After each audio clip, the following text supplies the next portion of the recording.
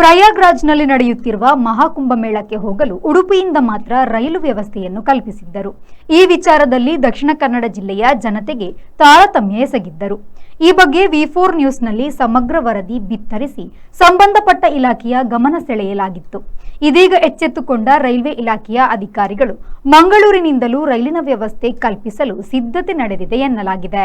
ದಕ್ಷಿಣ ಕನ್ನಡ ಜಿಲ್ಲೆಯ ಹಿಂದೂಗಳ ಆಸೆಗೆ ಪೂರಕವಾಗಿ ಮಂಗಳೂರು ಸೆಂಟ್ರಲ್ ರೈಲು ನಿಲ್ದಾಣದಿಂದ ಆರಂಭಿಸಬೇಕಾಗಿದ್ದ ಪ್ರಯಾಗ್ರಾಜ್ಗೆ ಹೋಗುವ ಕುಂಭಮೇಳ ಸ್ಪೆಷಲ್ ಎಕ್ಸ್‌ಪ್ರೆಸ್ ರೈಲನ್ನು ಉಡುಪಿಯಿಂದ ಆರಂಭಿಸಿದ್ದು ಸರಿಯಲ್ಲ.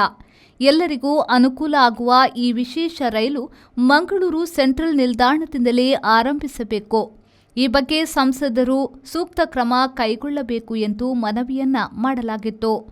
ವರದಿಯನ್ನ ಗಂಭೀರವಾಗಿ ಪರಿಗಣಿಸಿರುವ ರೈಲು ಇಲಾಖೆ ಮಂಗಳೂರು ಸೆಂಟ್ರಲ್ನಿಂದಲೂ ಕುಂಭಮೇಳಕ್ಕೆ ರೈಲಿನ ವ್ಯವಸ್ಥೆ ಕಲ್ಪಿಸಲು ಸಿದ್ಧತೆ ನಡೆದಿದೆ ಎನ್ನಲಾಗಿದೆ. ದಕ್ಷಿಣ ಕನ್ನಡ ಜಿಲ್ಲೆಯ ಹಾಗೂ ಮಂಗಳೂರು ಆಸುಪಾಸಿನ ಪ್ರದೇಶಗಳಲ್ಲಿ ವಾಸವಾಗಿರುವ ಬಡ ಯಾತ್ರಿಕರ ಮುಖದಲ್ಲಿ ಮಂದಹಾಸ ಮೂಡಿದೆ. ಕುಂಭಮೇಳ ರೈಲಿಗೆ ಭಾರೀ ಬೇಡಿಕೆ ಇದ್ದು ಮಂಗಳೂರಿನಿಂದ ಮತ್ತೊಂದು ರೈಲಿಗೆ ಒತ್ತಾಯ ಕೇಳಿಬಂದಿದೆ.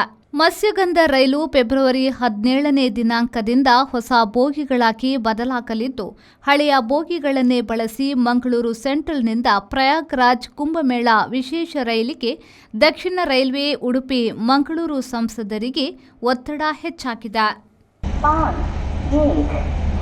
कारवार से यशवंतपुर जाने वाली कारवार यशवंतपुर एक्सप्रेस प्लेटफॉर्म क्रमांक 2 पर आ रही है.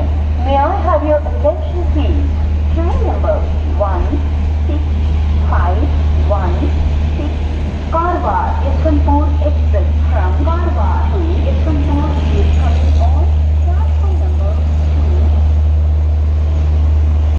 2. ರಿಪೋರ್ಟ್ ವಿ4 ನ್ಯೂಸ್ ಮಂಗಳೂರು.